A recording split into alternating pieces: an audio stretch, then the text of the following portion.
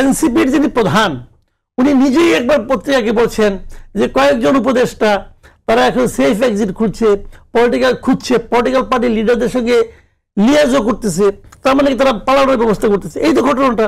আচ্ছা ফাইন। আবার এনসিপির আরেক নেত্রী সামান্তা সাহেব উনি বলেন যে উপদেষ্টাদের সবাই নাকি মানে পালানোর পথ খুঁজতেছে বলছে। আরেকজন বলছে যে মৃত্যু ছাড়া কোনো পালানোর পথ নাই, এটাও কইছে একজনে। তার মানে উপদেষ্টাদের কর্মকাণ্ডে তারা হ্যাপি না। বাস্তবতা নিয়ে আমার কোনো বক্তব্য নেই, আমার তারা হ্যাপি না। তাহলে সরকার যে তিনটা দলকে গুরুত্বপূর্ণ মনে করে, এই তিন দলই তো তার উপদেষ্টাদের নিয়ে হ্যাপি না। এখন যাদের ব্যাপারে বিএনপির রিজার্ভেশন আছে সেই লোকগুলো কিন্তু জামাতের ব্যাপারে জামাত কিন্তু ওদের ব্যাপারে কোনো আপত্তি নেই, অন্যদের ব্যাপারে আপত্তি। তো ধরেন বিএনপির 3 জন, জামাতের এরকম 3 জন, এনসিপির এরকম 3 জন, হয়ে গেল 9 জন। হইল কিনা বলেন আপনি? তো এই 9 জনের ব্যাপারে আপত্তি আছে।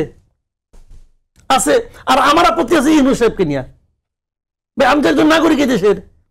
কেন আমি একটাকে বললাম যে উনি এতগুলি বাদ দিয়া এই 3 জনকে কেন চয়েস করে?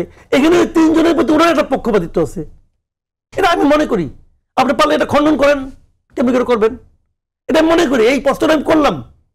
উনি তো ফেরেশতা না, মানুষ। তো মানুষ মাত্রই কিন্তু পক্ষপাতিত্ব থাকতে পারে, ওনার আছে এটা।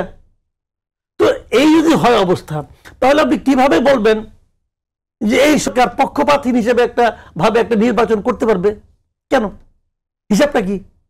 আরেকটা কথা বলে শেষ করি।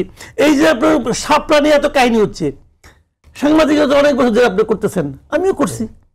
কোনদিন শুনছেন যে পলিটিক্যাল পার্টিকে যে প্রতীক দিতে বলা হয় তারা একটা প্রতীক চায়, চাওয়ার পরে ইলেকশন কমিশন থেকে 2-3টা দেয়, এই 3টার মধ্যে বাঁচেন, তারা 3টার মধ্যে বাইসেন নিয়ে আসে।